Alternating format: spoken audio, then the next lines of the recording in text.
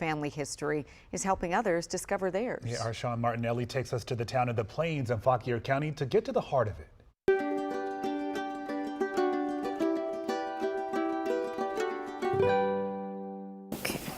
This is their marriage certificates. This story begins with a question we've all wondered. Who am I, and how did I get to be the way I am? For Karen White, the answer goes back to America's darkest chapter. Different days, different ways. Karen runs the Afro-American Historical Association in Fauquier County, Virginia. It's an area that once was home to more than 10,000 enslaved people.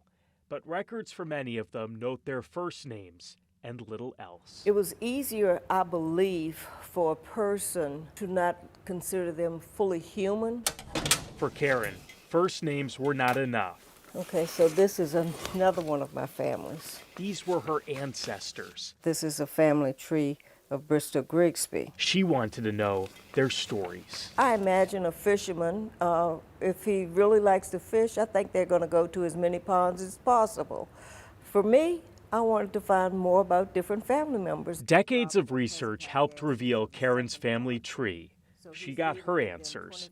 Then she wanted to help others find theirs. So we undertook this project to know their names. After sifting through thousands of documents, Karen and the team started a project called Know Their Names. Using an online database, descendants of Faukier's enslaved people can now find their family history. Here's the Free Negro Register that I found here at AAHA. Prior to the project, Nichelle Calhoun's knowledge of her family only stretched back to her grandmother. It's been transformational in so many ways. Thanks to the work done here, Going back further, this is her mother, Nichelle not only knows their names, who was born in the 1880s. she's seen their faces. It's hard to look back and say, ooh, the people that look like me, that lived before me, experienced these things. It's very difficult.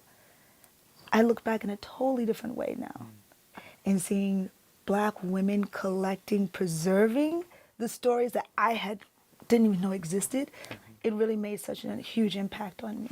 Of course, those stories are equally eye-opening as they are devastating. It was very, very painful, to say the least. The project led Karen to discover an uncle named Robert Hughes, who was lynched. And some days I can talk about it easier than others.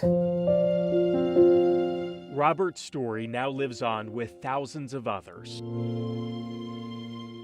We can never repay for what they've gone through or anything else, but we at least should be respectful and to know their names. Once hidden and dismissed, their stories are now preserved and shared. Their families' questions are now answered. It matters.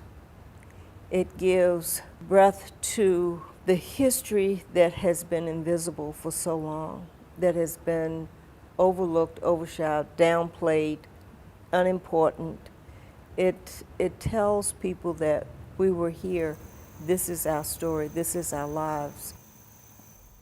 Yeah, Karen doing such important work there. Like Michelle said, this really is transformational.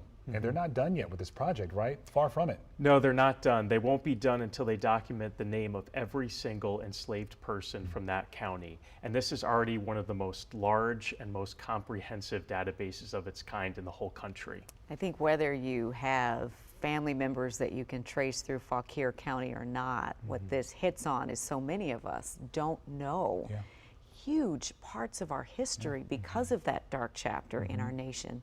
And so for them to be able to peel back those layers and to be able to see themselves reflected in their ancestors and to see their strength, it's really powerful. Great job there, Sean. Thank you, Sean.